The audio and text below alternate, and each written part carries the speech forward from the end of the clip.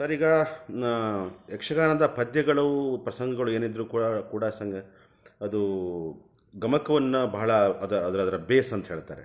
So ಅದ್ರ ಬಗ್ಗೆ ಒಂದಿಷ್ಟು ವಿವರಿಸಿ ಸರ್. ಗಮಕದ ಯಕ್ಷಗಾನದ ಹೆಚ್ಚು ಆಖ್ಯಾನಗಳು ಕುಮಾರವ್ಯಾಸ ವಿರಚಿತ ಭಾರತ ಮತ್ತು ಲಕ್ಷ್ಮೀಶ ವಿರಚಿತ ಭಾರತ, ಇವೆರಡು.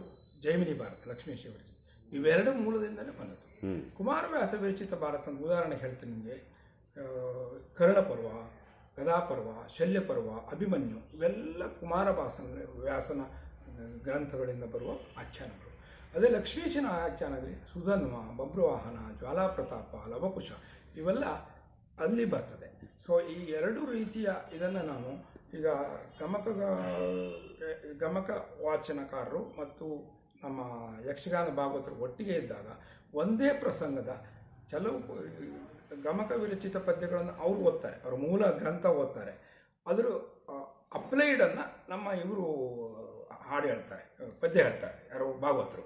ಸೊ ಅವಾಗ ನಿಮಗೆ ಇದ್ರ ವ್ಯತ್ಯಾಸ ಗೊತ್ತಾಗುತ್ತೆ. ಅವರ ಶೈಲಿ ಬೇರೆ, ಇವರ ಶೈಲಿ ಬೇರೆ, ಆದರೆ ಒಂದೇ ಆಖ್ಯಾನ, ಒಂದೇ ಕತೆ, ಒಂದೇ ರೀತಿಯ ಒಂದು ಇದು.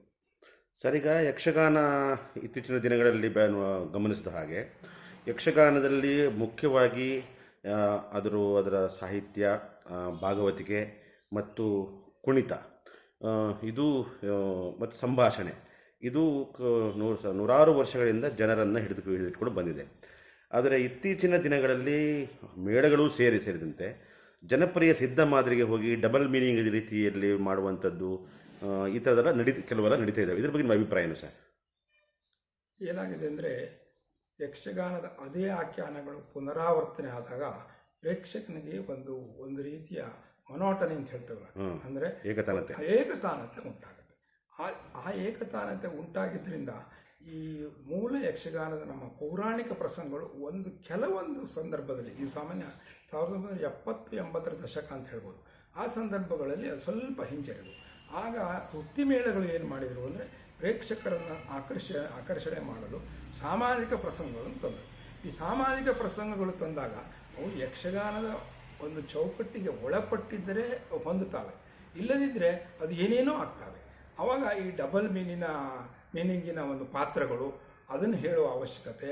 ಆವಾಗ ಈಗ ವಿದೂಷಕ ಅಲ್ಲದೆ ಬೇರೆಯವರು ಸಹಿತ ಒಂದು ಹಾಸ್ಯ ರೀತಿಯ ಪಾತ್ರಗಳನ್ನು ಮಾಡ್ತಾ ಹೋಗಿ ಅದೊಂದು ರೀತಿಯ ವಿಡಂಬನೆಯಾಗಿ ಒಂದು ರೀತಿಯ ವಿಚಿತ್ರ ಸನ್ನಿವೇಶ ಕ್ರಿಯೇಟ್ ಆಯಿತು. ಸೊ ಇದನ್ನು ಸಾಂಪ್ರದಾಯಿಕ ಯಕ್ಷಗಾನ ಪ್ರೇಕ್ಷಕರು ಅದನ್ನು ಹೆಚ್ಚು ಒಪ್ಪದೆ ಮತ್ತೆ ತಿರುಗಾ ಪೌರಾಣಿಕ ಪ್ರಸಂಗಗಳೇ ಈಗ ಬಂದಿದ್ದಾವೆ ಅನ್ನೋದು ನಿಮಗೆ ನಾನು ಹೇಳಲು ಇಷ್ಟಪಡ್ತೇನೆ. ಸರ್, ಈಗ ಕೆರೆಮನೆ ಶಂಭು ಹೆಗಡೆ ಇರ್ಬೋದು, ಆಮೇಲೆ ಚಿಟ್ಟಾಣಿಯವರು ಇರ್ಬೋದು, ಈ ಥರದ ಅಪರೂಪದ ನಟರನ್ನು ನಾವು ಯಕ್ಷಗಾನ ರಂಗದಲ್ಲಿ ನೋಡಿದ್ದೀವಿ. ಅವರೆಲ್ಲ ಕುಣಿತ ನೋಡಿದಾಗ ಅವರ ಪ್ರತಿಯೊಂದು ಉದಾಹರಣೆ, ಶ್ರೀಕೃಷ್ಣ ಸಂಧಾನದಲ್ಲಿ ಶಂಭು ಹೆಗಡೆಯವರು ಮತ್ತು ಯಾರು ಸರ್ ಮತ್ತೊಬ್ಬರು ಇದ್ದಾರಲ್ಲ, ಮಹಾಬಲಿ ಹೆಗಡೆ ಅವರಿಬ್ಬರು ಶ್ರೀಕೃಷ್ಣ ಸಂಧಾನದಲ್ಲಿ ಕೃಷ್ಣ ಮಾಡುವಾಗ, ಕೃಷ್ಣ ಪರ್ವನ ಕೌರವ ಮಾಡ್ತಾರಲ್ಲ, ಅವಾಗ ಕೌರವನ ಆಸ್ಥಾನಕ್ಕೆ ಕೃಷ್ಣ ಪ್ರವೇಶ ಆದಾಗ ಆಗುವ ಸಂದರ್ಭ ಬರುತ್ತಲ್ವ, ಆಗ ಎತ್ತರದ ಇದರಲ್ಲಿ ಸಿಂಹಾಸನದಲ್ಲಿ ಕೌರವ ಕೂತಿರ್ತಾನೆ, ಕೃಷ್ಣ ಹೀಗೆ. ಆದರೆ ಒಂದೇ ಒಂದು ನಟನೆಯಲ್ಲಿ ಒಂದು ಬೆರಳನ್ನು, ಕಾಡಿನ ಬೆರಳನ್ನು ಹಿಂಗೆ ಚಿಮ್ಮಿ ಅವನಿಗಿಂತ ಮೇಲೆ ನಾನು ಇದೀನಿ ನೋಡಪ್ಪ ಅನ್ನೋ ತೋರಿಸುವ ಆ ನಟನೆ ಇದೆಯಲ್ಲ ಸರ್, ಅದು ಆ ಥರದ ಒಂದು ನಟನೆಯನ್ನು ನೋಡಿಕೊಂಡು ಬಂದ ಪ್ರೇಕ್ಷಕರಿಗೆ ಇಂದಿನ ಯಕ್ಷಗಾನದ ಬರೀ ಅಬ್ಬರ ಮತ್ತು ಅದೇ ಹೇಳಿದ ಡಬಲ್ ಮೀನಿಂಗು ಇವೆಲ್ಲ ಆದಾಗ, ಈ ವರ್ತಮಾನದ ಯಕ್ಷಗಾನ ಕಲಾವಿದರಿಗೆ ನೀವೊಬ್ಬರು ಯಕ್ಷಗಾನದ ಸಂಘಟಕರಾಗಿ, ವಿಮರ್ಶಕರಾಗಿ, ಬರಹಗಾರರಾಗಿ ಏನು ಹೇಳಕ್ಕೆ ಬಯಸ್ತೀರಿ ಸರ್? ಈಗ ಅದೇ ಏನಂದರೆ, ನಮಗೆ ಹಳೆಯ ತಲೆಮಾರಿನ ಒಂದು ಎತ್ತರದ ರೀತಿಯ ಕಲಾವಿದರು ಒದಗಿದ್ರು. ಆ ಪರಂಪರೆ ಈಗ ಕುಂಠಿತ ಆಗಿಬಿಟ್ಟಿದೆ. ಅದರಲ್ಲಿ ನಾವು ದೌರ್ಭಾಗ್ಯ ಅಂತ ಹೇಳಬೇಕು.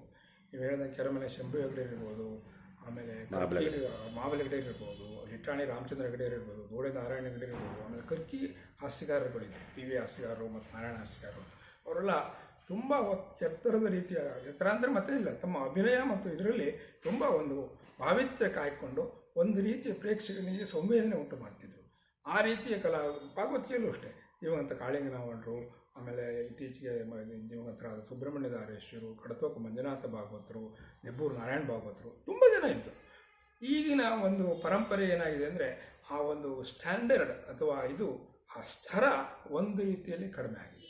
ಅದು ಏನು ಮಾಡಲಿಕ್ಕಾಗೋದಿಲ್ಲ, ಯಕ್ಷಗಾನ ಅಂತಲ್ಲ, ಜೀವನದ ಎಲ್ಲ ರಂಗದಲ್ಲೂ ಈ ಥರ ಒಂದು ಸ್ತರ ಕಡಿಮೆ ಆಗಿದ್ದು ನೀವು ಗಮನಿಸ್ಬೋದು.